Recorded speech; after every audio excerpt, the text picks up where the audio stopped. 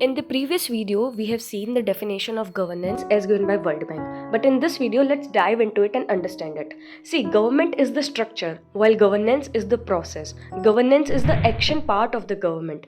For example, कि कहीं पे riots हो रहे हैं, what government chooses to peace out the riots? क्या गवर्नमेंट सीधा गोलीबारी करती है या टीयर गैस बरसाती है, या गवर्नमेंट एक नोटिस भेजती है और कहती है कि सारे स्टेक होल्डर्स के साथ में आज हम मीटिंग करेंगे?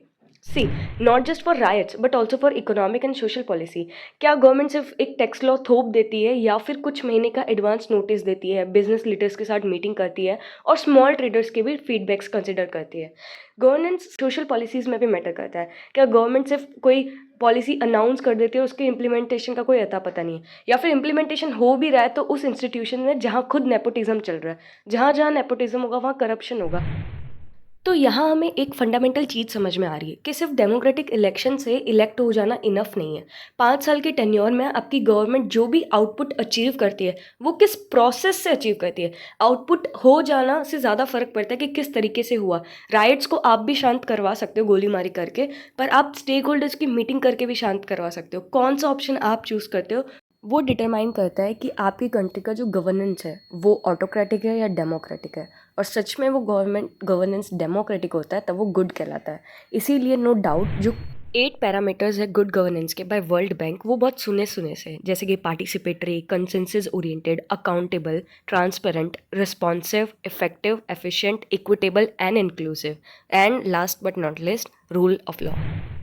सो नाउ यू नो कि सरकार किसी पॉलिसीज़ और स्कीम्स के लाने से पहले उसके बिल्स और एक्ट जो ड्राफ्ट्स होते हैं वो पब्लिक क्यों करती है? Because it becomes the part of participatory democracy. सरकार चाहती है कि उसके प्रोज और कॉन्स बाहर आए, कंसेंसस बने।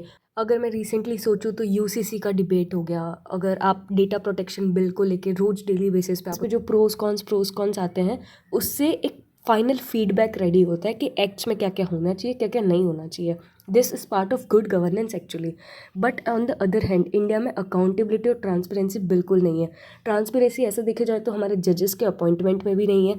आई know we should not criticise Supreme Court because वो अपना बहुत अच्छे से काम करी, but still when it comes to the appointment वहाँ पे ट्रांसपेरेंसी नहीं है। कॉलेज ऐसे किसी जजेस को सिलेक्ट करता है, वी डोंट नो।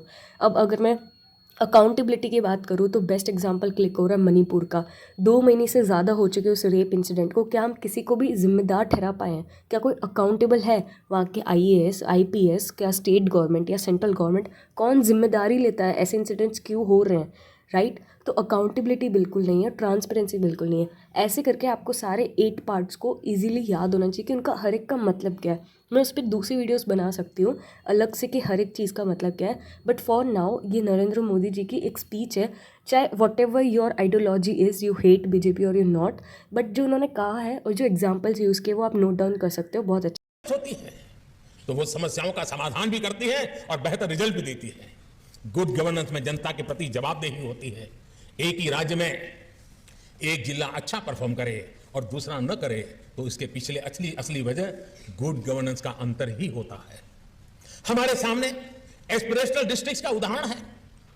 हमने जब जोश से भरे देश के युवा अफसरों को वहां नियुक्त किया, उन्हें गुड गवर्नेंस के लिए प्रेरित किया, तो नतीजे भी बेहतरीन आए। आज अनेक एस्पिरेशनल डिस्ट्रिक्ट्स डेवलपमेंट पैरामीटर्स में देश के दूसरे जिलों से भी बहुत अच्छा प्रदर्शन कर रहे हैं। जब आप इस पर फोकस करेंगे, पीपल्स पार्टिसिपेशन पर फोकस करेंगे, तो जनता में भी ओनरशिप का भाव, उसकी भावना और अधिक मजबूत। किसी भी योजना की ओनरशिप ले लेती है तो अभूतपूर्व नतीजे आना सुनिश्चित हो जाता है। आप स्वच्छ भारत अभियान देख लीजिए, अमृत सरोवर अभियान देख लीजिए, जल जीवन मिशन देख लीजिए। इनकी सफलता का बड़ा आधार जनता द्वारा ली गई ओनरशिप है। And to achieve this good governance, your administrative authority matters a lot. More than political executive authorities which really administrate it.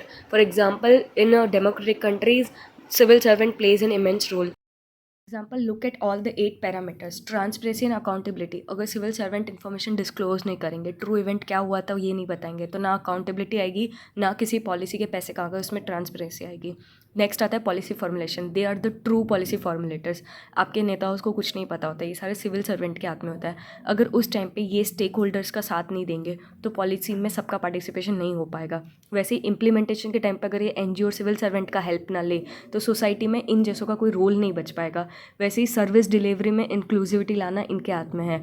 Efficiency एक बहुत इंपॉर्टेंट पॉइंट है जो सिर्फ सिविल सर्वेंट के हाथ में होता है।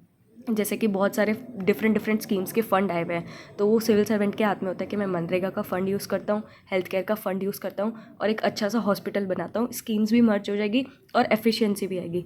तो ये सब सिविल सर्वेंट के हाथ में होता है। सो 10-20 मार्क्स लिखने के लिए इतना इनफ होगा। गुड गवर्नेंस की डेफिनेशन आपको पता है, एक और यूएनडीपी की है, I will posted in the end. So this is it about good governance. Hope it wasn't too long and wasn't too short. Please let me know new topics to make video upon. Tada, bye bye.